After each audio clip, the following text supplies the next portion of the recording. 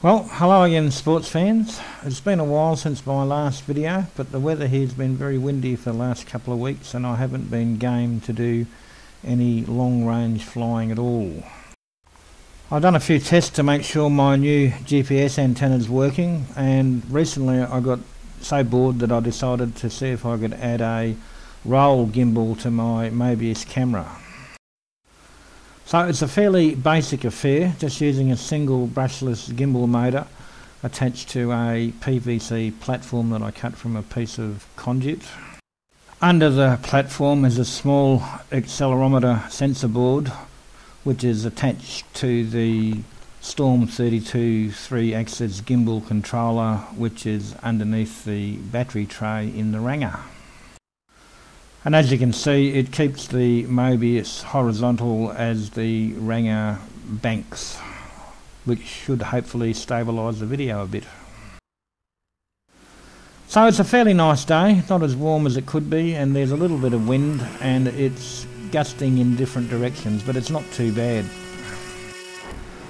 I'm launching in manual mode and I'll be climbing up to probably about 100 metres before I put the Tornado into one of its autonomous modes to carry on with the tests. I initially forgot to turn on the recorder for the flight camera, so at this stage of the game I haven't got the direct comparison of the stabilised picture and the unstabilised picture. But you can see from the apparent motion of the Ranger's nose at the bottom of the screen that the gimbal's working fairly hard to keep the camera relatively horizontal while I spiral up to get some altitude.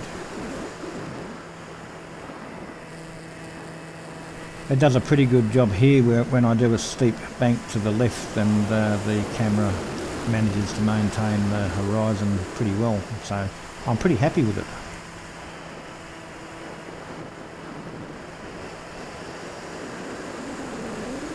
So I take her up to around about 100 metres and switch the Tornado into loiter mode, which initiates a 100 metre radius circle around about the GPS coordinates when I flick the switch, and it seems to be doing a fairly good job of holding that horizon level despite the continued bank of the Ranger. So again, pretty good. I wander back to the base station and realise that I haven't turned the DVR on, so I initiate that. I'm really keen to see the difference in the perspective of the picture from the flight camera compared to the stabilised picture from the Mobius. And from here on in I have that picture up in the right hand corner. So it's immediately apparent that the gimbal's making a significant contribution to the stability of the Mobius picture,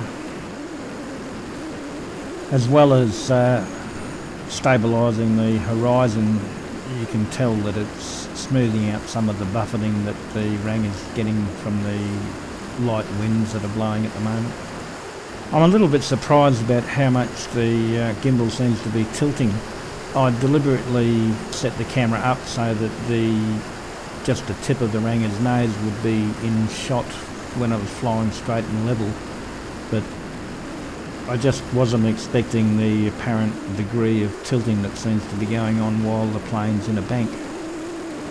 Not that it's a problem, it seems to be doing a very fine job of making me look like I'm a better pilot than I am. I've set up 4 waypoints on the Tornado to take me around a course probably 2 or 3 kilometres long, so that's what I test now. I switch it into autopilot mode and it immediately starts heading for point A, as you can see in the bottom of the insert. The Tornado does a pretty good job of keeping the Ranger straight and level between waypoints, so the gimbal doesn't have a lot of work to do other than compensating for the slight buffeting we're getting from the wind.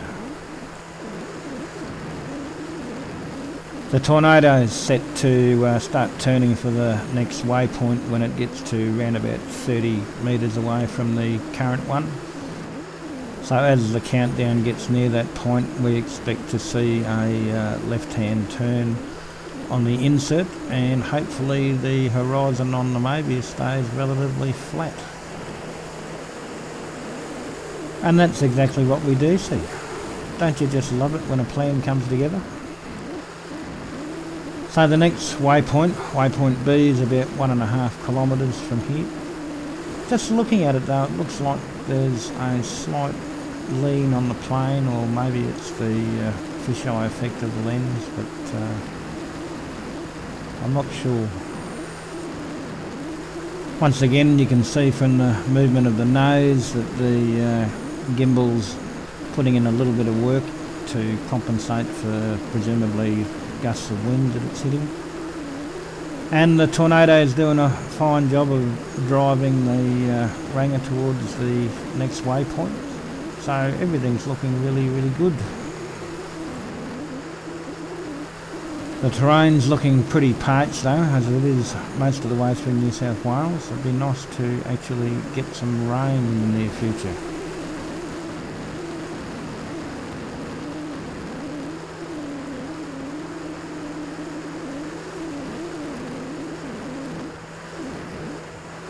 So we're just coming up on point B now, and we should see another turn to the left towards point C, which I think is about 1,200 metres from here back towards the strip.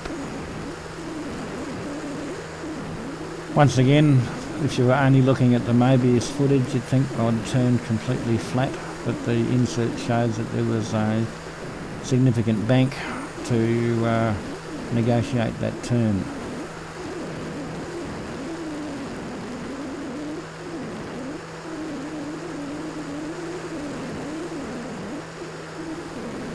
So according to the OSD, there's only a couple of kilometres difference between the airspeed and the ground speed, so there's not a lot of wind about.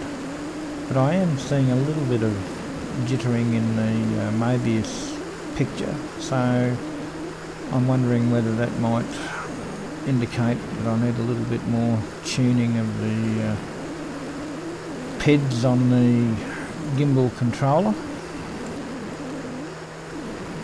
It's not a big issue though. I'm still pretty happy with it, given that this is the first attempt.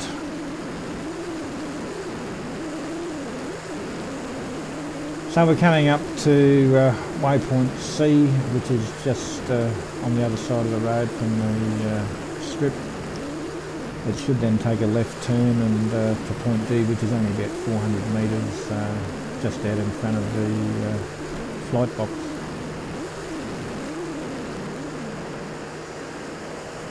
So she's turning for the final waypoint now, and as you can see from the Mobius, it looks like a flat turn, while the insert shows that it banked at a substantial angle, so I'm pretty happy.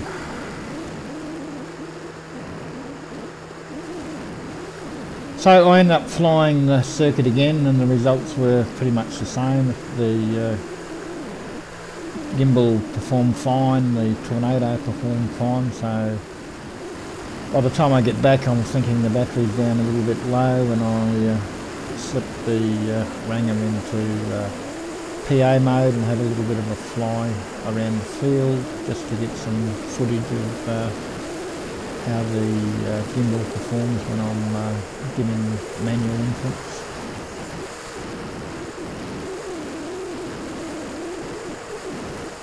Looking at the footage now, I can see there's a little bit of vibration in the Mobius footage as I'm flying relatively straight and level, so as I mentioned, I might need to do a little bit of tuning of the PIDs to see if I can eliminate that, but it's certainly nothing that I'm overly concerned about at this stage.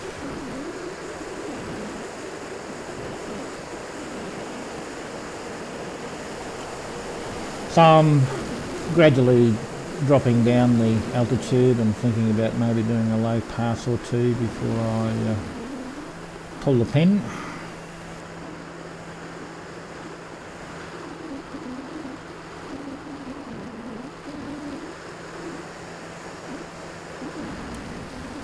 Once again, the nose position shows how much extra work the gimbal's having to do now that I'm flying it in PA mode.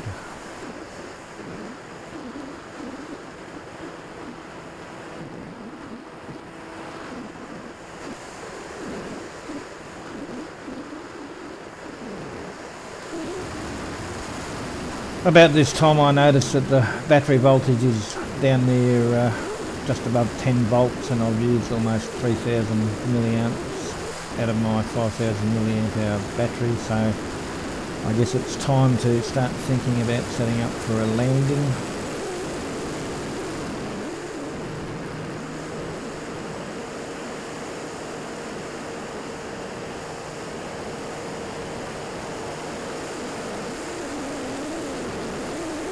So at this point I slip it into loiter mode while I try and work out whether or not I should land it by eye or land it on the video camera. I don't have a lot of altitude to muck around with, but she goes into loiter mode okay and starts to circle fine.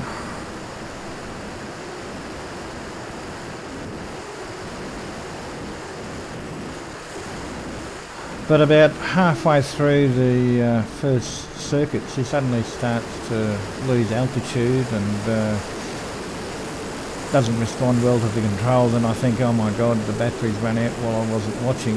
And then I have a look at the screen and notice that it's switched itself into return to home mode, which it's programmed to do when the voltage drops down below 10 volts, which is obviously what's happened. At the time I thought I'd switched the Tornado into manual mode to land it as quick as possible, but now that I'm looking at the video I can see that it didn't actually get out of return to home mode, and fortunately the Tornado does accept manual inputs even when it's in return to home mode, so it wasn't a disaster.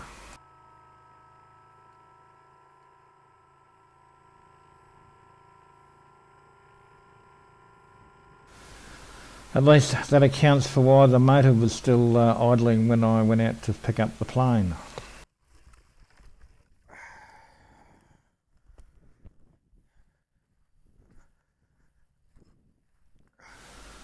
So I'm pretty pleased with how it's all gone.